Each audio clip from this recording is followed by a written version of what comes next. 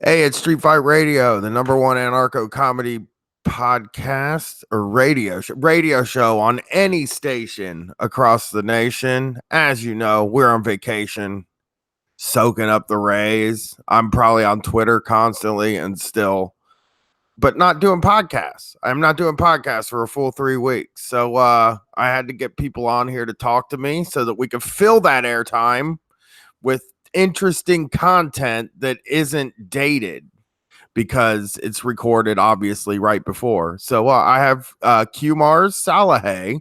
I get it right, Kumars? It's Salahi, but close enough. Fucking shit. Sorry, From delete your account. From delete your account. If you ever got it perfect, I would start to wonder if you worked for the CIA or something. I'm a hillbilly, so it shouldn't be surprising that I do get it wrong. But I got you to come on the show with me, and we're gonna talk for an hour. And this is gonna be a replacement for one of the shows that we would have done on the regular week. I can't believe I'm taking time off. This is incredible. I'm just gonna say.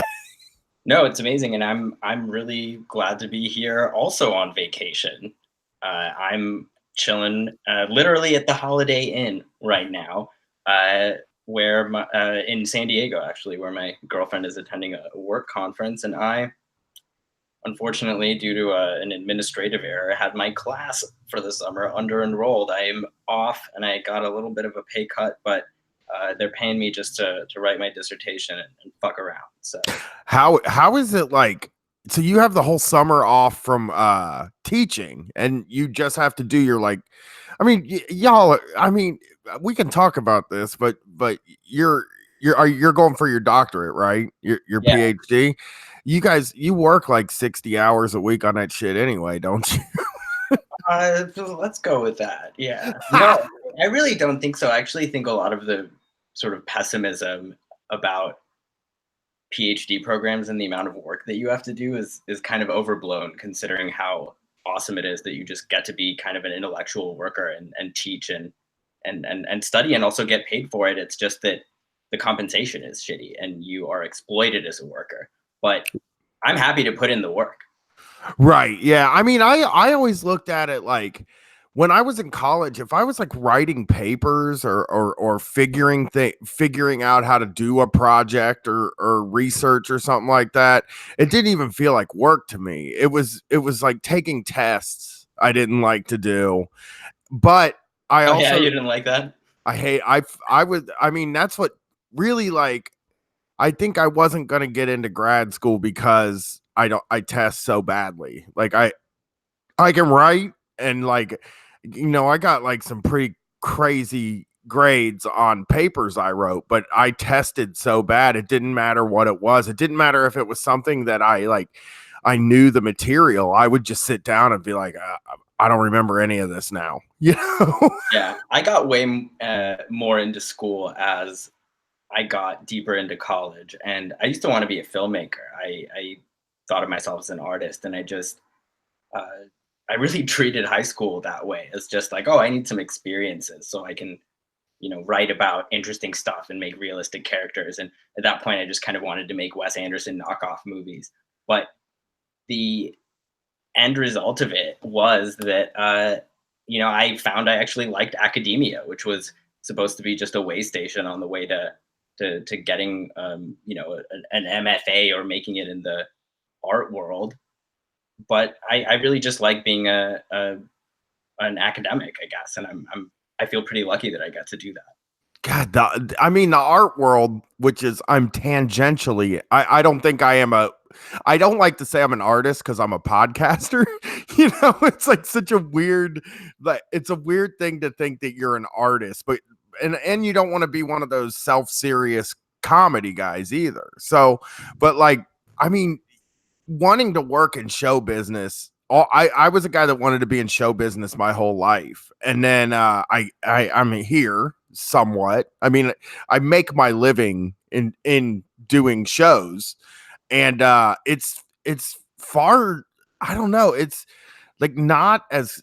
It's weird when you're there, I guess, is the thing. Like, you don't feel like you're doing it ever. You know, if that makes sense. Like, I never feel like I'm like a real show business guy, but I go on tour all the time. I'm always on the road doing stuff. I'm always recording. I'm always saying something, but like, it just feels like this thing that could go away tomorrow all the time. Like, that's the whole career. Where with academia, it feels like, and I used to think this when I was thinking about going to grad school when I was a sociology student, was like my dad's are like real famous for saying, you know, you'll never make any money doing that.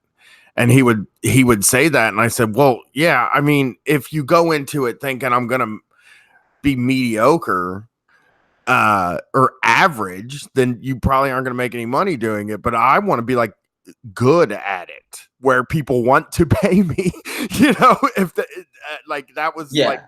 the conversation. I mean, he pretty much every job, he kind of, that was what he told me. He was always like trying to downgrade whatever ambition I had. But that's right about academia, that there is always, at least still, room for the best. And you don't have to be sort of naive about the meritocratic, reality that we live in to acknowledge that certain people can still make it. And I'm kind of betting that I will be, I guess. Well, But you have like a real talent. I mean, you like I think it takes a little bit of somebody who can be engaging and speak and stuff to make it there, you know? yeah, I think I tend to, one thing I like to do is to wing it at like presentations and conference stuff and just kind of other people just read from their papers. It's not a radical difference, but as someone who records a podcast regularly, I'm actively conscious of how I sound to other people. And sitting there sort of droning on, reading word for word the academic prose that I composed, uh, I just don't see how that's going to turn anyone on to my work or anything else. But it's funny actually when I was on last month to talk about Fox News just very briefly in the Collins show. Uh, I made sort of a reference to being a scholar and having to go back to the source material of Fox News after watching The Daily Show and being sort of dissatisfied with the commentary. And that was just sort of a joke. But somebody actually assumed that that's what I do my academic work on and DM'd me and was like, hey, I'm so glad you're still doing this work. I can't take it anymore, but here's all my amazing research that I did when I was, a doctoral student on this. And the whole time I'm just like, I'm mortified because I'm like, holy shit, I have to explain to this guy that like I just watch Fox News out of compulsion. Like it's kind of fun for me.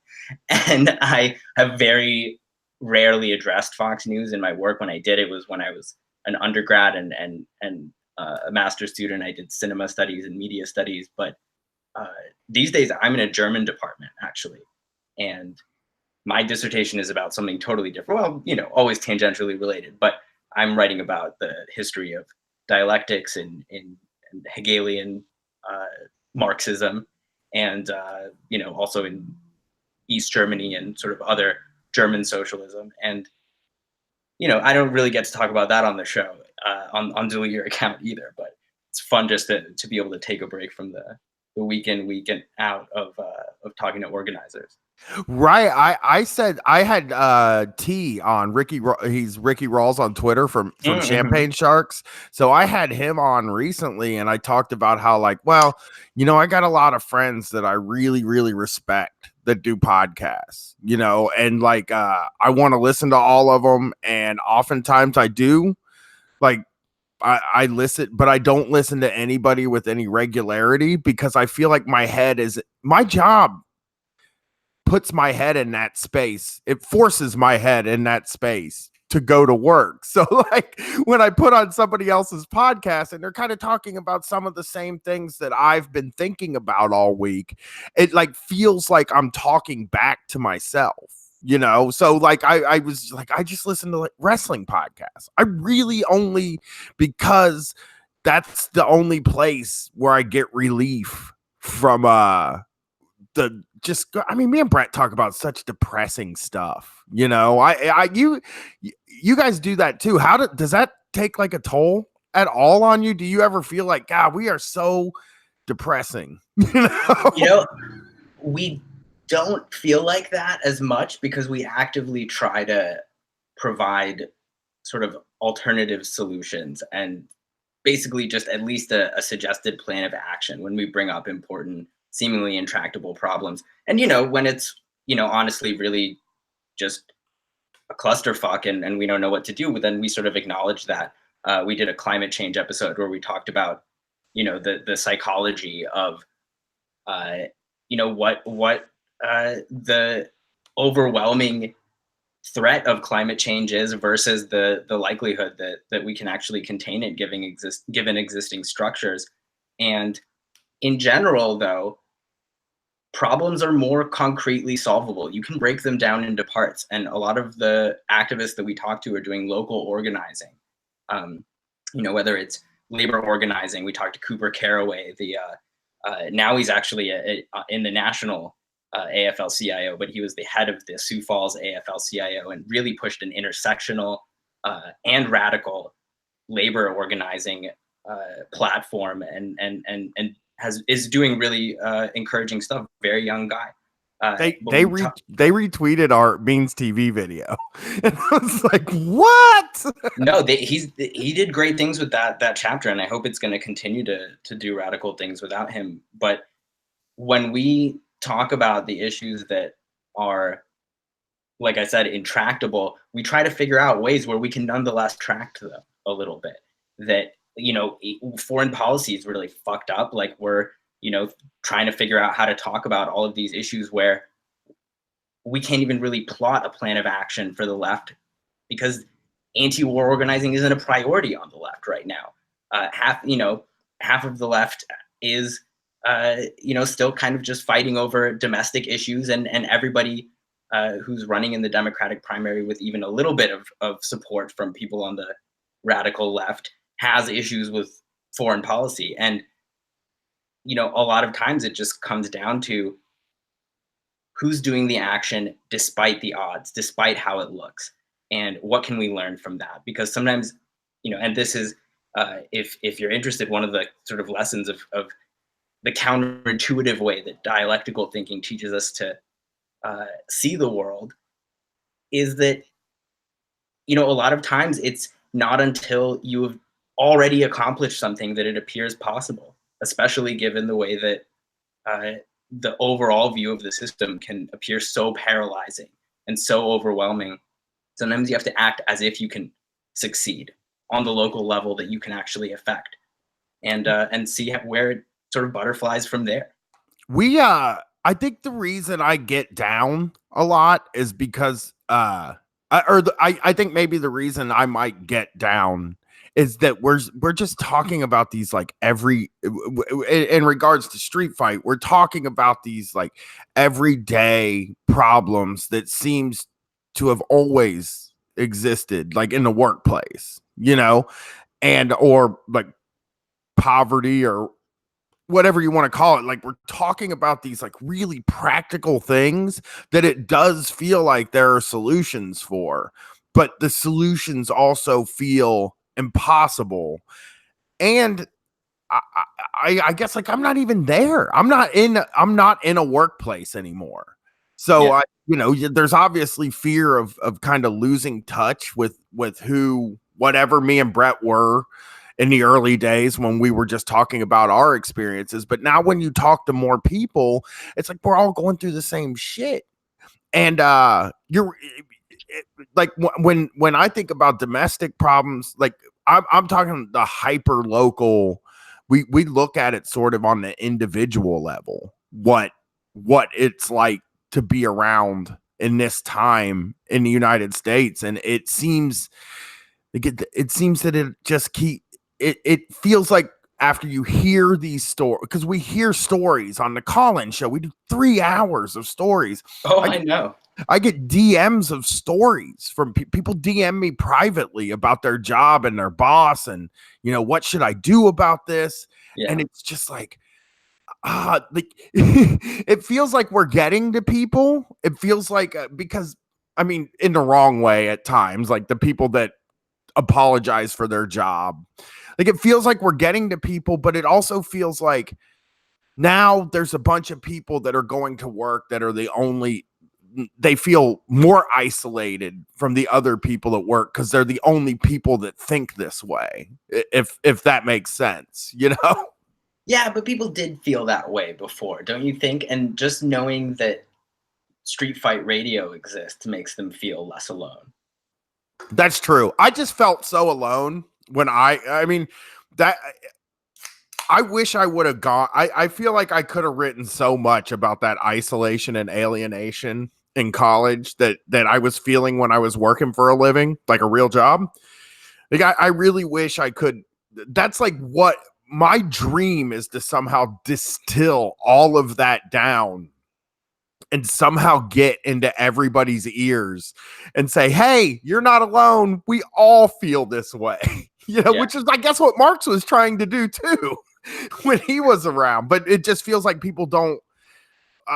It feels like if you could, it's one of these weird things with me that I always feel like you can rationalize with anybody, but like that's not true. I know with my daughter, when she would throw a tantrum or something when she was growing up, I would just look at my wife and say, you have to like take care of her until she's old enough that I can reason with her.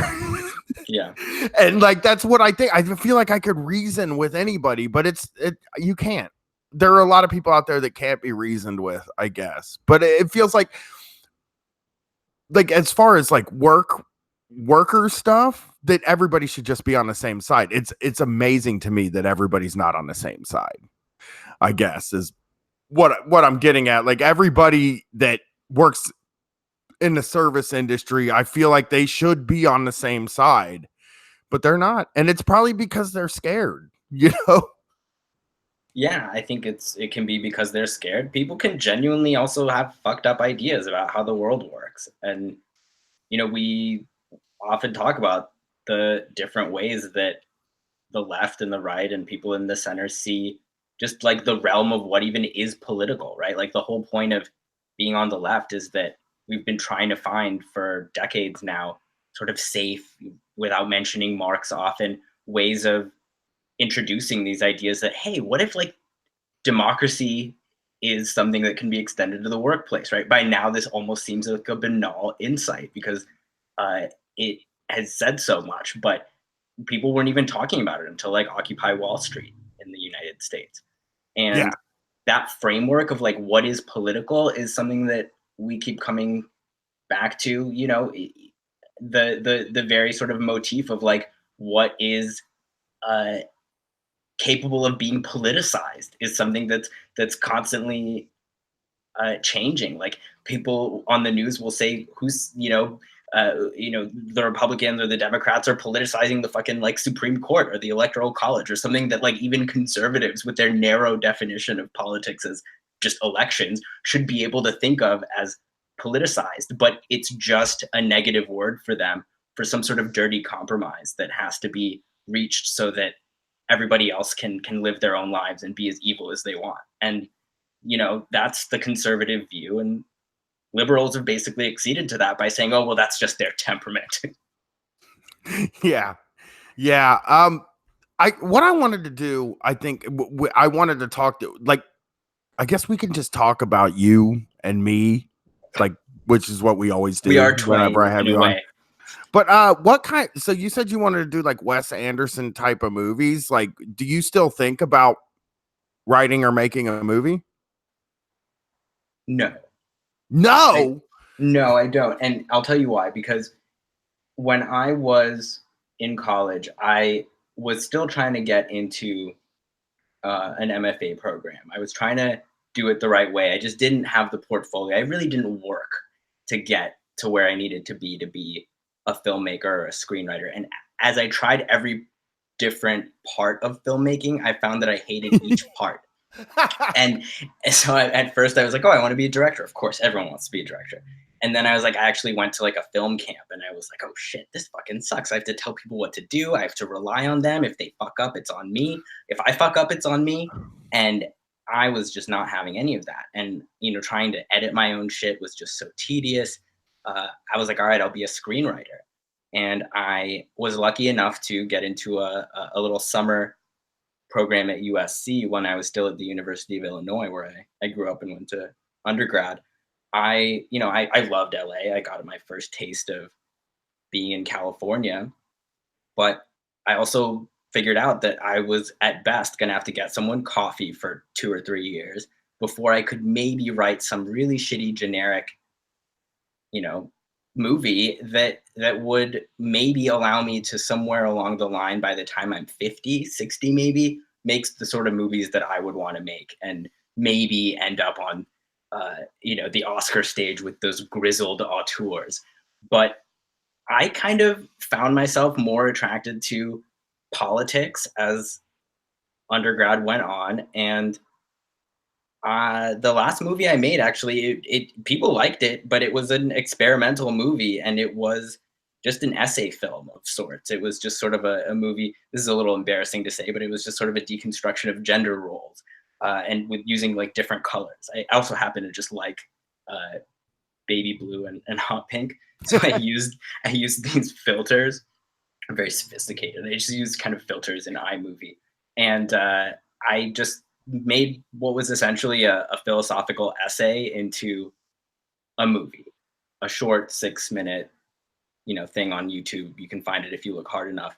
But it just convinced me that saw the visual medium of film as an impediment and not as sort of like a liberating thing. And I I was like, I just want to write essays. I want to convince people of things. I want to talk about ideas without having to, compose realistic characters for them.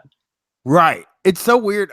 Like uh, I kind of it's weird how you end up where you're at. Like I think most people kind of go through a phase where they're like, this is all I want to do. And then they try to do it and they're like, I don't want it. This like fucking sucks. Cause I know that there was a period when I was, at the end of my high school and the first 2 years after I graduated where I was just like, I want to write poetry and music. And it was very Yeah. weird because of who I was at the time. Like, I know it kind of betrays who I say I was, but I was still like this fucking hillbilly fuck up idiot. But I like thought I had something really deep to say. And I have said this before, and I'd like to get your input. Do you feel like you wasted your time when you were trying to figure out how to do film? Because I often feel like I wasted almost a decade thinking I was going to be like this musician or poet when I don't have that skill. I'm not good at it, Yeah. and all I'm good at is being funny. That's like the only thing I have. I mean, I think there's some overlap with some of these talents. Like I'm sure that you could have had quite a spoken word career, but I don't really feel that way about myself. I think I needed all of that at the time. I mean, nobody's in fucking middle school, high school trying to find their way in the world and it's like, "Oh, I'll be an intellectual." Yeah. Like I just wanted to be cool and different and the sort of person who could make things that I liked. And so I just wanted to be a filmmaker because ultimately I would see movies and think, I wish I had made that. But I never really wanted, looking back, to have really been making that because it's such a pain in the ass. And in the end, I think that it gave me an appreciation for art and for culture that is more nuanced perhaps than it would have been if I just approached everything from the perspective that I've come to adopt, which is very political, very sort of philosophical. I still fucking love movies and I love TV, and I can I flatter myself that I can sort of separate sometimes the reactionary politics of the entertainment that I enjoy from the honest to God quality of what I'm consuming and sort of give an analysis of that. Whether it's ever responsible to really view those things in isolation, that's a separate question. But I think that being super into movies before I was into politics actually helped me get some perspective on all of these really important questions about politics in culture that people are dealing with now. Yeah, I think that's it's possible that because Brett makes fun of me a lot. People often will recommend country music to me, and it's always kind of leftist. It's guys that are like on the left that make country music, and they'll send messages to the Street Fight account, and Brett answers it and said Brian only listens to country music by Republicans. He's because there is this weird thing with me that's like that's the stuff I liked when I was younger. I like Hank Williams Jr. I know he's horrible, you know, and I know like Charlie Daniels is horrible, but for some reason I can't separate it in my personal life. Like I can never shut the fuck up when somebody starts saying something that I think is wrong politically. You know, like if I'm sitting in a room with even my best friends and my wife, if somebody says something I don't like, I can't not bring it up. Yeah, but it's but an like admirable trait. yeah, well, it's just I don't yell at people though. You know, for me, it's this really annoying. You know, like I do that. If somebody says we can all agree on this, any point that somebody says that we can all agree on this, I generally would just be like, no, we can't. Like I can't agree on that. Okay, and then you know you kind of explain why. I've had like these conversations recently with my sister who is like she works in a kitchen and I told her that I have these weird I fight myself because I feel like I have like sort of sexist tendencies at times where like Whom amongst us? well it's weird because like I've said I in the beginning of this show, in the beginning of the bonus shows, not this show on Street Fight, like, but in the beginning of the bonus shows, it was like all dudes, and Brett like pointed it out to me. Yeah. And then so I'm like, I need to get women on the show. And and the reason I hadn't been doing it, I think, is because I'm afraid to contact them, which I think is like, but I'm sure that's not a bad thing. No, You it's know, I guess adorable, actually. I don't think it's bad, but it also makes it so people aren't included, you Yeah. know, and what I do. So it's something that I should work on. And then this thing, like on Facebook, I get a bunch of friend requests every day and I go through. And if it's a woman, I generally like will spend time researching who it is.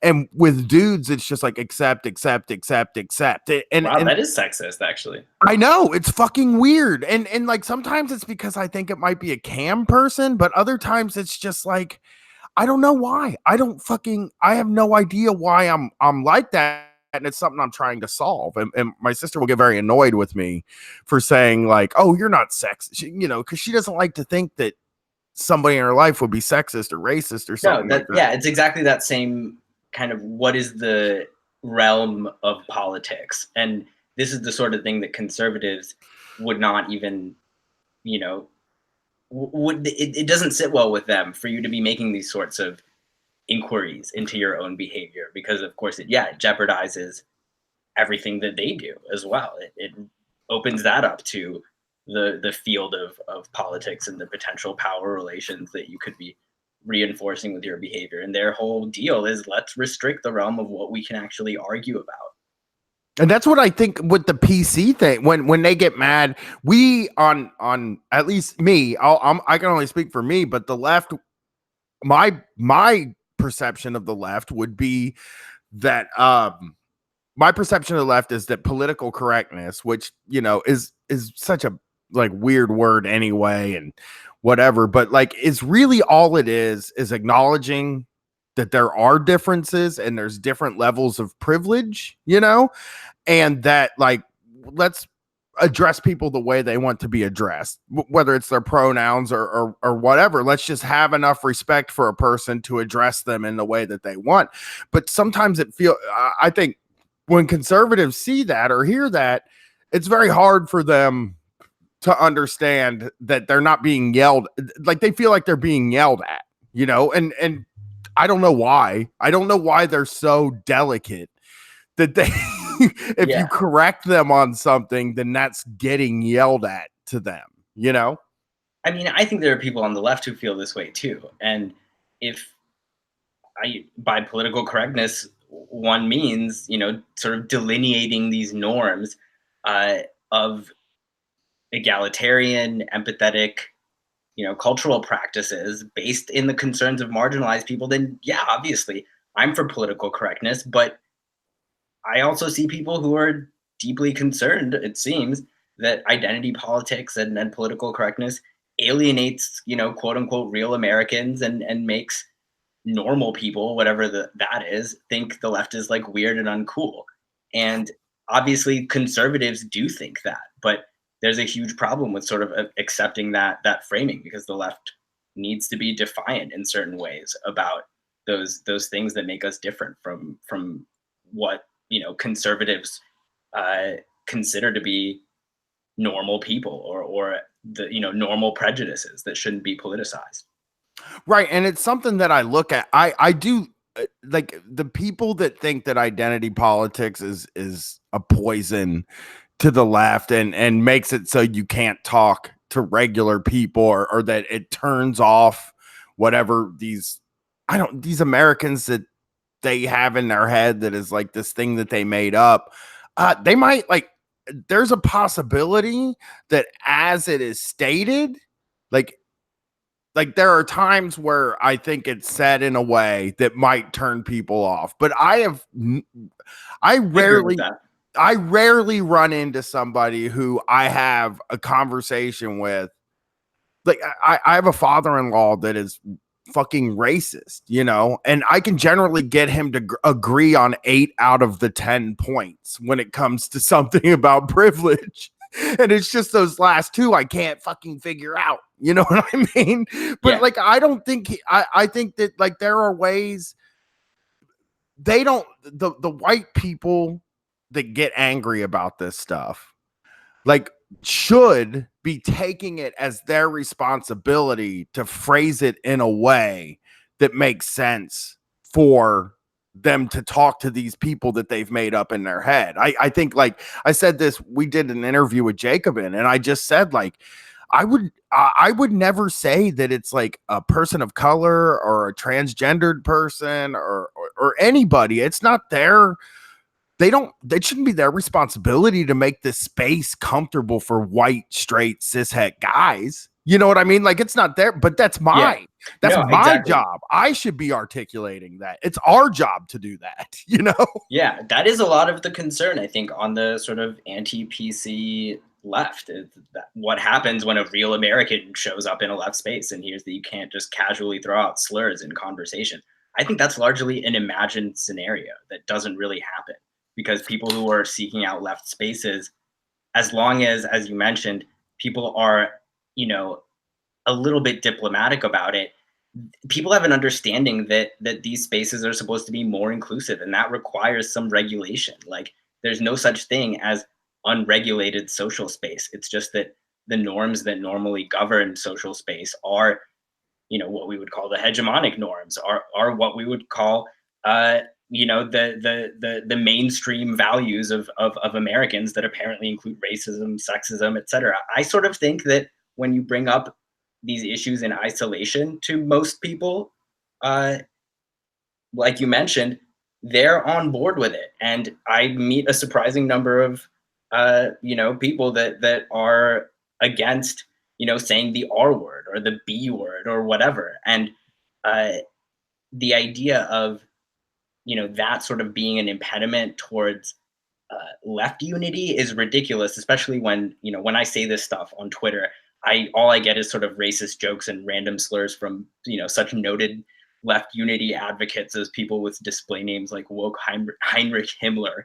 Yeah. So like it it's it's just very discouraging, and I feel like uh, you know also some media outlets, I don't think Jacobin is innocent of this, sort of encourage this mentality that it's either or, and that anybody who's calling out privilege or even using those terminologies uh, is participating in sort of liberal or neoliberal, whatever, politics, when actually that's left wing cultural politics to insist that we make these spaces safe and inclusive and not necessarily cater to cultural conservatism. Right. Yeah. And again, like if you can do this, I see it as a responsibility that like somebody like us should take on. I mean, we get a lot of shit from the same people that you're talking about. Uh, there's this fucking weird subreddit now, and I know. and They love me. they got pretty hot. They just the only time they've ever talked about us, they said we were too nice, and I was like, what do you want me to fucking do? Like, do you want me to like yell at? I don't yell at people. That's not what I do. Like, my show isn't a space for that.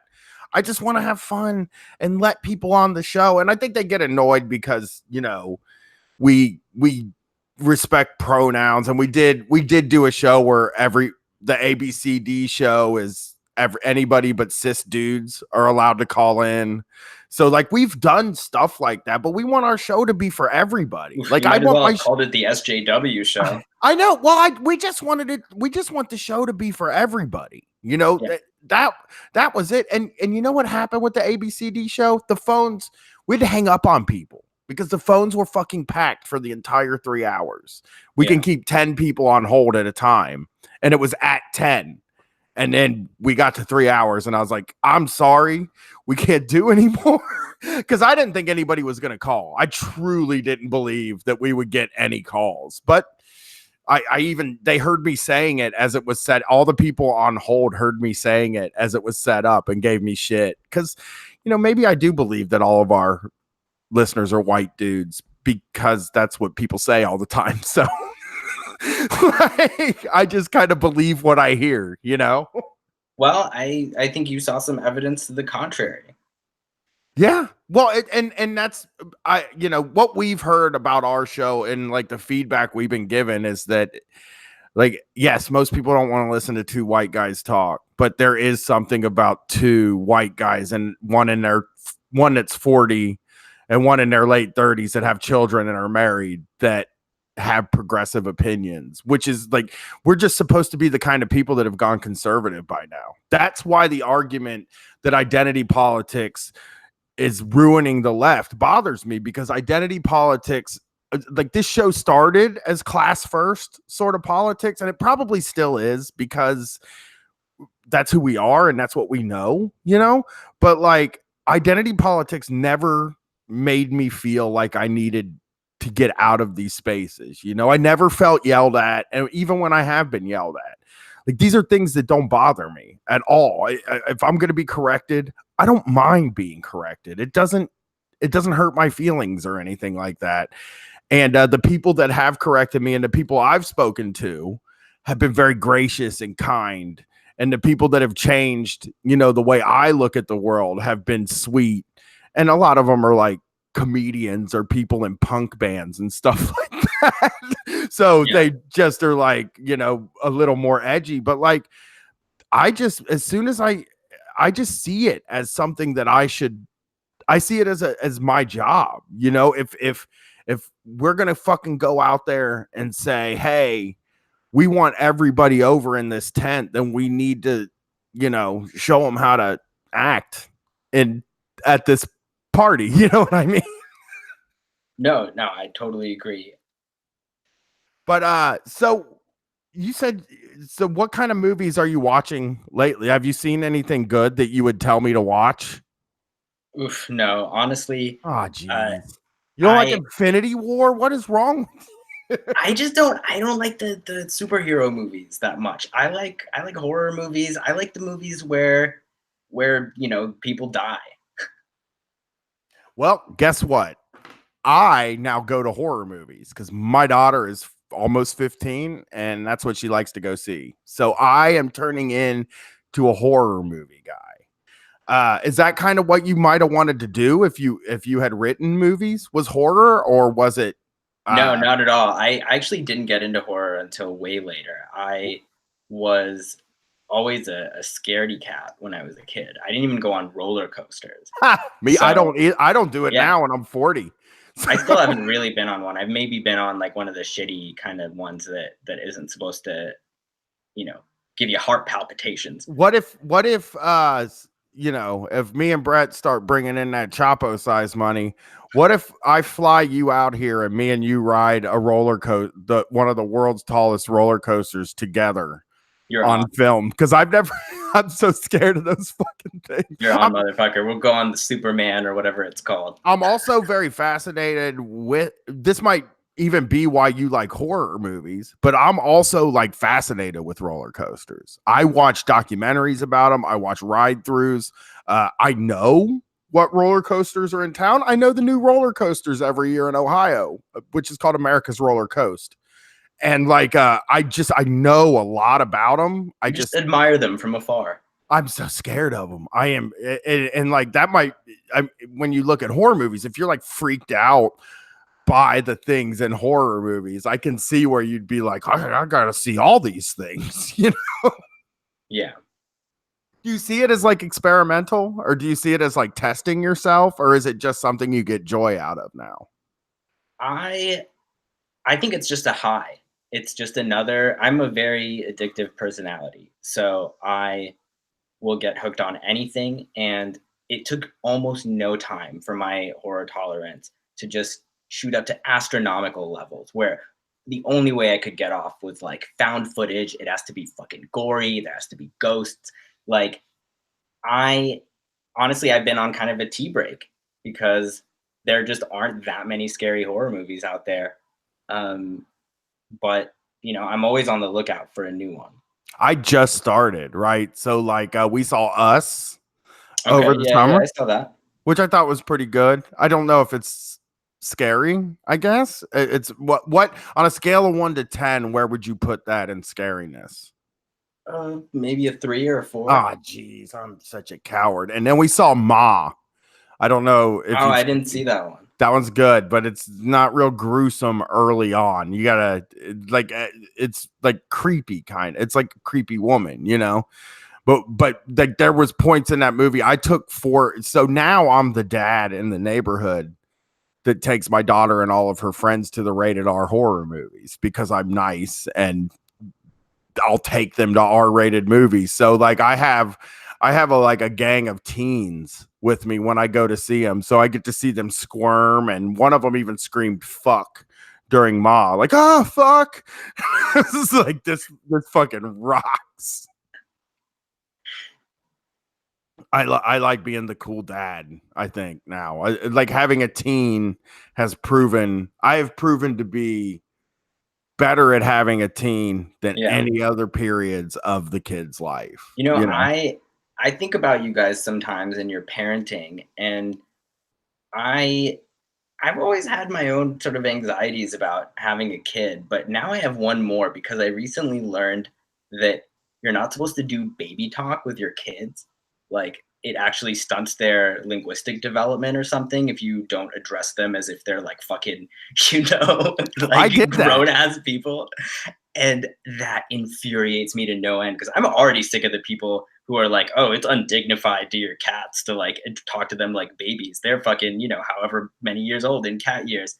And, I understand the logic of these arguments, but at this point, we have no research that shows it stunts anyone's growth or hurts your relationship with your cats. Now it's serious though with these babies. And I just don't know if I can look at a cute baby for however many months they're babies, and not say goo goo gaga. Because I think it's a comedian thing, an irony thing with me. I always talk to her like she was an adult from like the very beginning because I thought it was funny that I was talking to this little thing like it was an adult. But also, I kind of wasn't there for that early part where I was really fucked up on drugs for that early part. So I didn't do a lot of baby talk. But one thing I'll say is like the thing I learned about having a kid was that like everything, the information that you're given at the beginning is like all optional. Everything is so optional, and you can just do things the way that you want to do them. And then usually, I mean, I think if you're just a person that cares about people, then you're gonna be okay. You know, that the kid's gonna be okay. Cause like I didn't follow any of the rules. Cause you know, I had a really weird relationship with my parents, you know, where I just was like, I'm not I all I was trying to do was make not do what my parents did. You know, I like I do you have any of those like you love your parents. I had you on the show and we talked about it. You actually love your parents. So you wouldn't have this issue. No, and my parents are both academics, so in a lot of ways, I've entered the family business. I'm trying to get Gwen in the family business. I do some pop. One of the vacation shows is with her too. So it's me and Brett talking to her about whatever. I don't know. What are teens into? You know what I mean? Like Hey, that's a hot topic. I know, I know. Well, they're not into anything. What's the 411 on the teens? Quick secret about teens, they're into everything we liked 6 months ago. They're very uncool. That's funny. So they're like fucking Europe.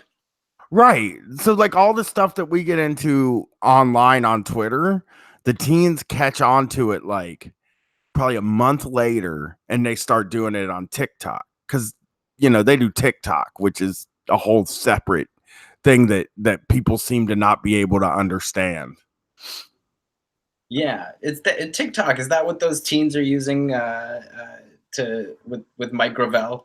That's another thing that we were into, and then the teens got into a little bit later. What is it? Mike Gravel. Microvel, the Okay. Alaska senator. We tried to get him on the show. Well, they asked if he could be on the show and then flaked on us. And now I will never have, I would fucking rather die than have him on the show now. Why is that? Because they flaked on us. They said they were going to have him on the show and then they never called. And I was like, I will now. Everybody that's ever flaked on us, Wayne Kramer from the MC5, never, he will never speak on this fucking podcast feed ever after he flaked on us. I don't even know who that is. Yeah. Patton Oswald, always welcome. Open door policy to Patton Oswald on this show. I'll just say the same. I think we're okay as friends with him, so I'll go ahead and say he's welcome. I'll delete your account.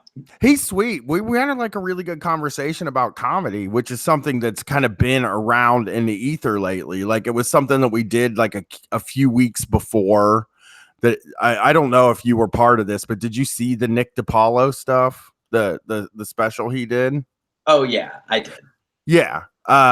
He came on before that came out and we kind of talked about things like ironic racism and I don't think what Nick DiPaolo does is ironic racism. There's nothing ironic about it. That's very racist. But he kind of talked about how like he changed his mind about a lot of things in regards to comedy over the past 2 years.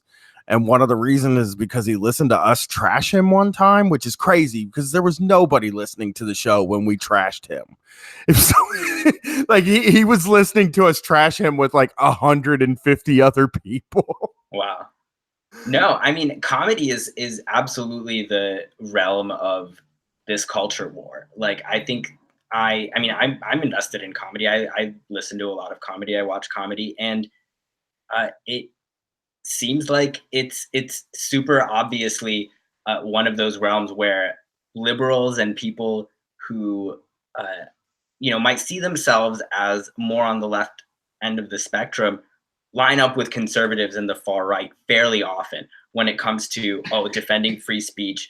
I've heard anti-PC leftists spout these same kind of lines about what social justice warriors are like, as people like Nick DiPaolo do. Just this caricature, like as if we're all just children that like speak in slogans and slam poetry lines. Like, if words aren't violence, why is violence a word?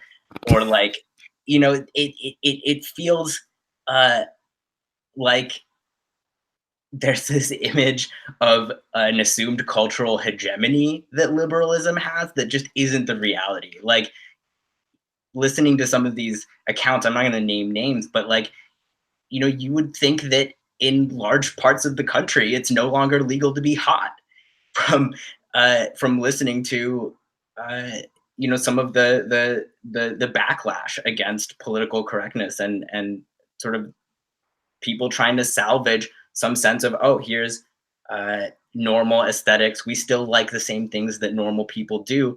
And you're just pretending, you're faking, you're being performative if you pretend like, you know, somebody who likes a different thing is just virtue signaling, as they like to say. Yeah. I mean, I guess like I tend to fall on the side of I it's not anti PC, but I do think for me it's like the thing that a guy like Nick DiPaolo wants, or what they're asking for, to me seems like they're asking for you not to be able to say anything or critique his stuff at all. You know, it doesn't sound like, because nobody is stopping them from doing their shit. Nobody is going to nobody's stopping the venues from booking Louis CK. Nobody's stopping the venues from booking Nick DiPaolo. They're booking them, and nobody's protesting outside. But when they do their shit and people are unhappy with it, they tweet about it or they talk about it. And that seems to be what they don't want to happen. And Right. For me, it's like I I I think that what me and Brett do at times could be considered edgy to like whoever these regular American people are. You know, we talk shit about America, and we talk shit about I don't know, the founding fathers. We talk about burning flags and shit like that, like very anti-patriot, anti-cop stuff. And like I fully I would be I think it's fair if Fox News puts me on there and takes me out of context and talk shit about me, because that's part of the game. That's part of the game. And so I think if you're doing something edgy, there should probably be some kind of consequences that could occur if you're doing it. And I think they want none of that. They don't want any of the consequences that comes with being edgy. They just want to be edgy, which I don't even know what that means anymore. Well, I mean, it seems like it means telling it like it is. It's what Trump does. It's this idea of we all have these latent prejudices. We all really think this way. That's sort of the premise. And I think that's a lot of why uh, comedy is an easy thing to defend in this culturally conservative way, because the assumption is that, oh, these jokes are only funny. If you laugh at a racist joke, it's because you really think that. And, I think on some level, what we think is fluid. And sometimes when you realize that you're laughing at something that's really fucked up, you can change your reaction to that, because you're allowed to be ambivalent about something and enjoy the sort of like the moment in your head, and then realize, holy fuck, uh the implication of that is actually something that I'm not comfortable with. Like, and I won't pretend like it's a seamless operation. Like, I find committing to PC language sensitizes me to it pretty much regardless of context. Like, one time I watched RuPaul's Drag Race and I flinched every time they said the B word. Yeah. Yeah. I mean, I get weirded out because my daughter likes to use that and call people hoes. And I'm always like, don't call people hoes. You know what I mean? Wait till Like, she learns that you don't get to tell her what's feminist and what's not. that's why I'm trying. I mean, she does it. I don't stop her from anything, you know? I mean, I live in a house with two women that use the B word, that say bitch all the time, Yeah. all day and all fucking night. So like, it obvious. It's weird because I wouldn't call them one or a woman one, but I say it about stuff. You know what I mean? I used to Around, say that too. And yeah. somebody just once told me, you shouldn't just say that because in this particular context you happen to not be referring to, a woman. I don't know, but it's these little things where it's like, I don't necessarily think it all makes sense to me, but Yeah. people who have thought about it more and feel it more deeply have told me usually uh, that this is the problem with it, or that I should just stop even if I fucking don't get it. And realizing the value of the privilege discourse, I think should lead you just to this conclusion that you don't always have to get it, and you can be a little annoyed sometimes. Yeah. Like, it's okay, and it really feels like the people that come across as contrarian, as we like to say, or, personally, I think anti-PC is something I'm comfortable using because political correctness, yeah, people don't identify that way, but it's so obviously everyone kind of knows what it is. And the people that bash it on the left are manifesting a conservative tendency that you see everywhere because it is temperamental as much as ideological. There's this resentment towards norms around language is always sort of tied to a contempt for marginalized people when they actually ask you for things instead of being an abstract, beneficiary of your organizing. Yeah.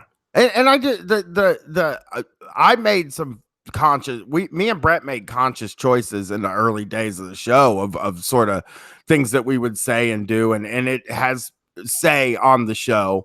And, there's a lot of words that we just don't say on the show because we want it to be a place that everybody sort of feels included and comfortable with the fun. And I'm always willing to hear somebody out on on some of the stuff. Obviously, I'm 40, so like I'm going to say shit because I try as hard as I can, but there's some things that I'm just like, okay, I'll try not to call things crazy Yeah, anymore. but it's about what your response is. Do you say, "Oh, I'm 40, let me, Yeah. see what I can do about this," or do you say political correctness is run amok? And Yeah.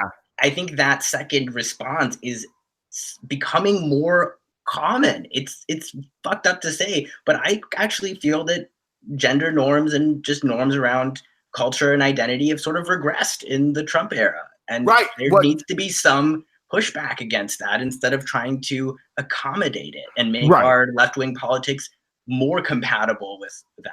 It makes it less inclusive. It's like let's make this thing less inclusive to include the people who hate Yeah. including And everybody, you liberals are know? doing this too. I don't want to Yeah. make it seem like it's just some sort of like horseshoe theory. Like liberals, all the New York Times op-ed page and all of that shit is also centering the white working class, whatever the fuck that is, and that sense of, oh, these people are susceptible to racism. How can Joe Biden or whatever uh, kind of thread the needle with them? And that, I think that's just ceding more and more ground in to the right. And when left wing people do it, especially after criticizing liberals and the Democrats for compromising with the right, I think it really does betray a certain blindness. Yeah. Yeah. And again, there's room for discussion about stuff that not everybody might like. I take a lot of the stuff to heart and try my best not to be horrible. Like that my goal is like not to be a horrible person and to take everybody into account. And that's And very noble of you.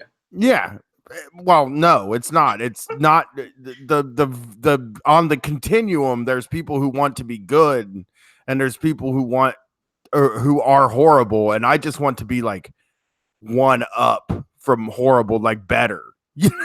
I No, guess. I know what you mean. I mean, obviously I was being facetious, but Yeah, I feel the same way, that I'm not naturally a super generous person. I think, frankly, I could have turned out more reactionary than I did. And a lot of what got through to me was, moments when I had a sort of a different perspective just shoved into my face. Maybe not, I didn't get it the first time, but it wasn't, coddling that made me see the harsh realities that force people to take, extreme positions on culture and on language and those things. And obviously, you mentioned you're a class first show. I mean, anybody who's a Marxist acknowledges that capitalism is the primary sort of modality. It's the overall sort of umbrella that structures a lot of the different oppressions that people face. And the fact that those are conditioned by capitalism, that capitalism affects how they manifest, doesn't mean that the other concerns are distractions. And yeah, I I think there's a way that people try to have it both ways and say, well, those are important, but we have to realize that we have to appeal to people on the basis of universal interest. Well, that's not going to get everyone on board, because you know what else tries to do this lowest common denominator politics? Every other kind of politics. Like, every other kind of politics is also about leaving out the people that are the most marginal. And the left is supposed to be the one place where those people have a home. Right. Yeah. God damn it. Yeah, you're exactly right. And with the comedy stuff, like, I think it's, for me, it's like, everybody just do what you're gonna do, but expect backlash. If you're gonna do something that fucking if you're like these guys, will make something called Please. Like, Jim Norton has a comedy special called Please Be Offended.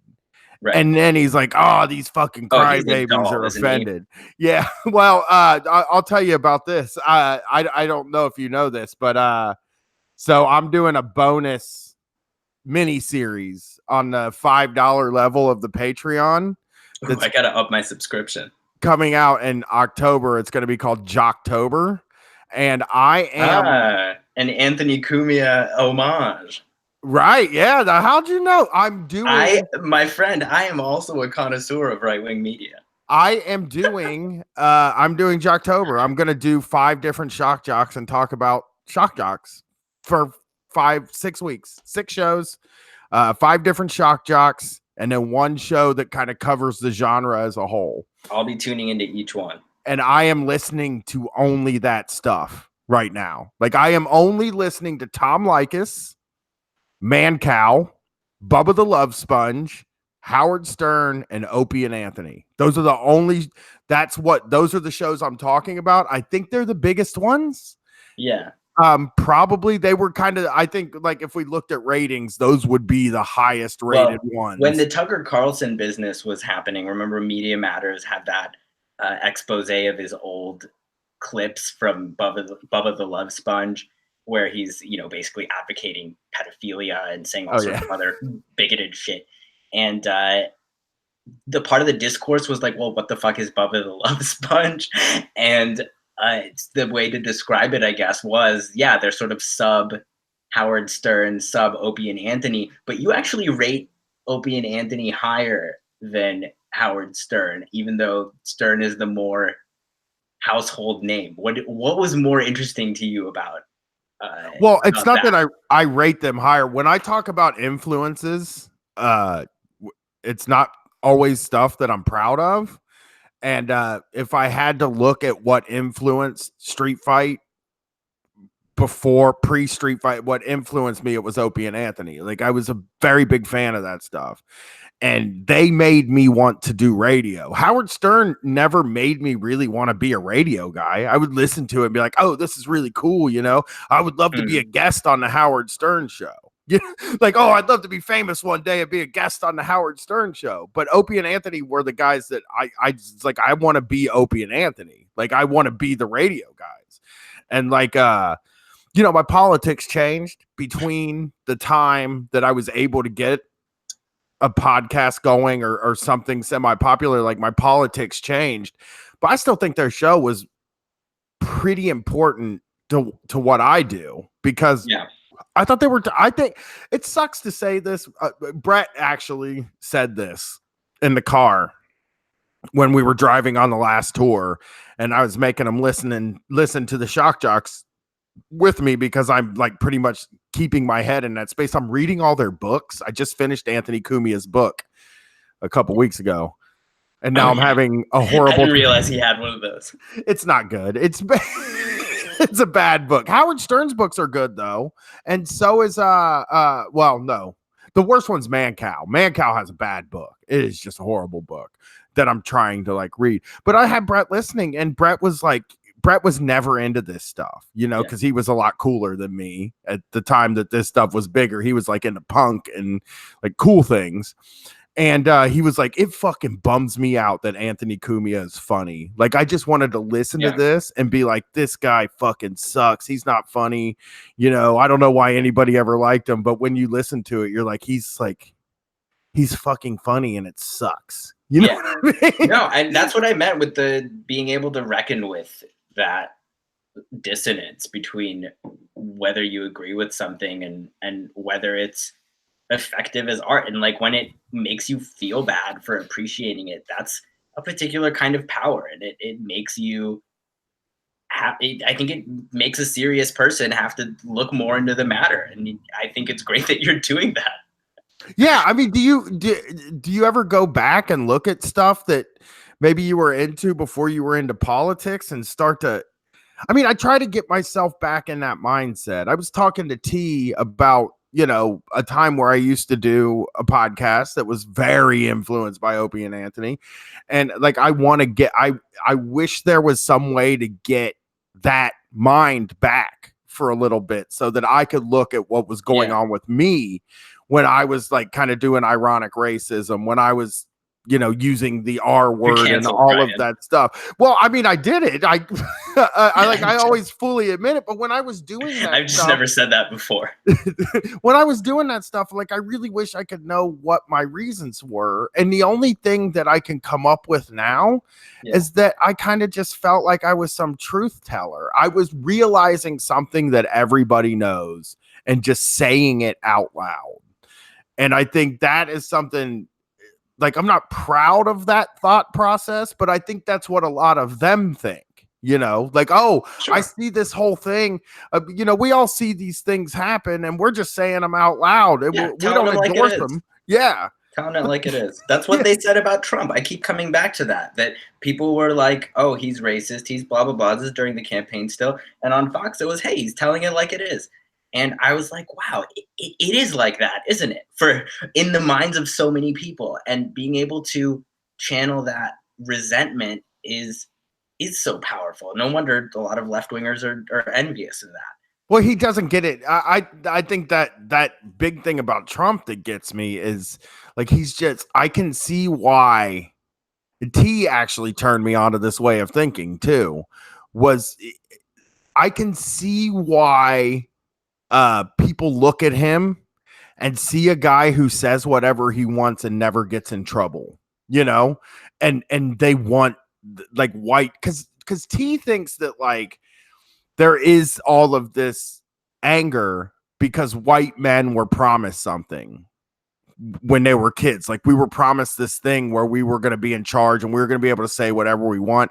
We were going to be able to do whatever we want. And it's not necessarily like that anymore. You can lose your job for being racist and things like that. And he was like, you can see why there is this backlash and this kind of comedy showing up because like people just want to be like they want what they feel like they deserve and they feel like they lost it or they feel like they missed out. It's not how I Yeah, feel. yeah, I would say I agree with that on the whole, but also that comedy always existed, and it just stands out more now, I think, because when you go back and look at older comedy, it can be 10 years ago, 15 years ago, it could be the fucking 80s. You listen to the fucking, these Friars Club roasts with fucking Sinatra and Ugh. shit. It's all edgelord shit. It's just that it wasn't edgy back then because it was just normal to say. Like there's like one black person at every roast back, Don Rickles and all of these fuckers. And they're making the same sorts of jokes about that one black person that are now considered sort of edgy to make on podcasts or at a comedy club. And what it seems to me is that yeah, there is some resentment that people feel like things are changing. I think part of the function of political polarization is just that yeah, there's no kind of center that everybody agrees with. There's no three channels that always tell you exactly what you need to hear. There's gonna be people that can't just pass off their comedy as as mainstream anymore. I mean, I think when you look back at the history of comedy, it only hits political correctness only really hits towards the end of the 80s with like Dice Clay and stuff. The Before that, there's just an assumed norm that you can say shit like that. It's not like Andrew Dice Clay came around and fundamentally altered something about comedy. It was just that he uh, was a particularly brightly shining misogynist at a time when people were finally starting to ask questions about what the fuck people were performing and why people were laughing at certain jokes. Yeah. Yeah, and I think I don't know. I think mainstream comedy still stinks now. And like I think one of the reasons I'm able to do what I do and also willing to talk shit about the shock jocks and stand up is because I don't have reverence for like Don Rickles or any of that. I never liked it. I thought it was all fucking corny. So like I don't even know if what I don't know what I'm doing, but I don't feel like a part of the brotherhood of stand-up comedians or comedians. So like I feel like I don't know. I put rules on myself, I guess, and I don't feel like a part of their brotherhood, and I feel like I can question and criticize them, which was something that just wasn't done. I mean, that was Yeah. another thing I liked about Opie and Anthony is that they would have people on, and they would fucking tell them if they weren't funny. You know, they have a guy on or a comedian on, and they bomb, and they're like, "You're bombing, you suck," and then turn that into radio, and it was always just like, "Oh wow, that's it's refreshing." In a way to hear somebody say like something bad about another famous person, Yeah. it was always I was always so obsessed with like famous people. Like I still like the tea. Like I still like famous people talking shit about other famous people. I will never not love that. Yeah, I kind of like it too. In the in the same vein, and actually really tangentially related. These were some of the same people. Uh, this came into the news again recently for I don't remember what reason. It might have been in connection with the Nick DiPaolo thing, but I got reminded of Tough Crowd, that old show on I Comedy loved it. Central with Colin Quinn, and that show to me was such an eye opener. And they're all on YouTube, a lot of them, in shitty, grainy, and kind of VHS rips, it seems. But you look back and it's all right wingers, and maybe like Sarah Silverman is like the most liberal person on the show. Sometimes there'll be some interesting, uh, perspectives that sneak in, but in general, it seems like the criterion, sorry, for who gets on the show is, do you know like nothing about politics, and are you going to have a rapport and like start a fight with Patrice O'Neill? And the overwhelming kind of tenor of a lot of that show, which I think started in like what 2002, maybe through 2004, was that like Colin Quinn is just a normal like kind of middle of the road comedian who's for Bush and he's for the war in Iraq. And every comedy segment, I think this aired right after the Daily Show, so there was a little bit of kind of like left right tension there too. But he was always like, hey, rah rah, fuck Saddam Hussein, let's go get him. And it's so disturbing to watch them make jokes about this in the run up to the Iraq war and as the war is going on. And, I think it got canceled a little after Bush's re-election rather. And when you get to those later episodes, you can tell that even Colin Quinn has kind of had enough and of Bush. And it's just turning into this culturally reactionary space where they think that they're the only show on television that gets to tell the truth,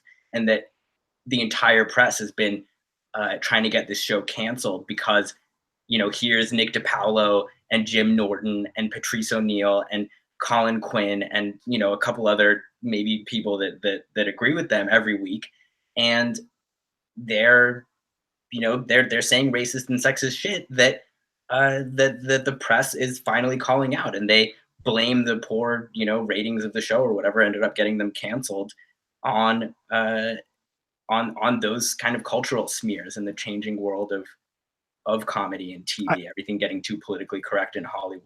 I need an oral history of that show now because I loved it back then. I don't know if I'd like it now. It's all Opie and Anthony comics. It's all It people in is, their exactly. sphere. You know, that's how I knew who they were. Patrice is another guy that was like, if I had to say like what I wanted to be like on stage, what I want to be like on stage, it's like Patrice or another lesser known guy, Ron Bennington. But like they're these guys that seem so off the cuff and relaxed and that are just saying things that I guess Yeah. shock people or make people laugh. But I love that guy. I just thought he was a genius. But uh I'm gonna have to now do a Tough Crowd watch through after I finish the fucking shock jock show, Kumars. If you do it, invite me on because have been watching it for the last few months. It's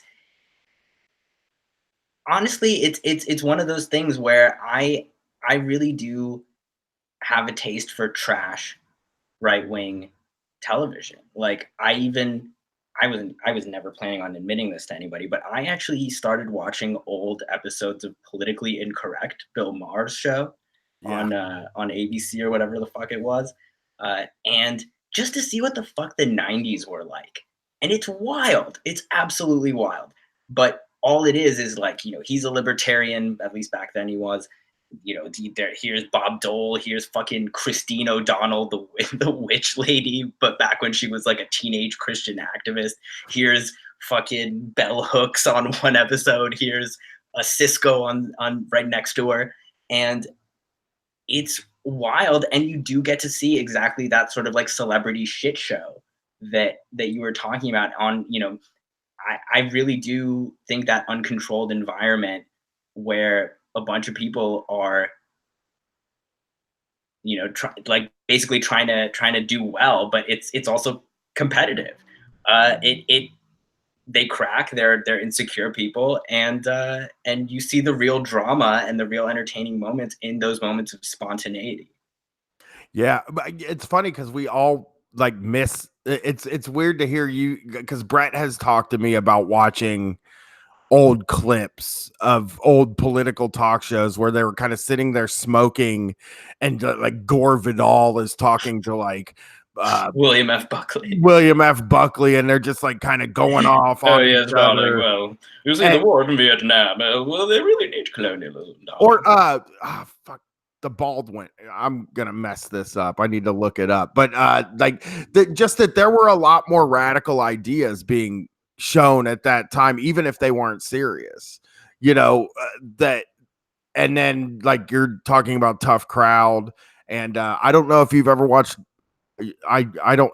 I used to watch Morton Downey Jr. when I was very young, when I was like in my early teens, and that's something else you should check out. I've never heard of that. You've never heard of it?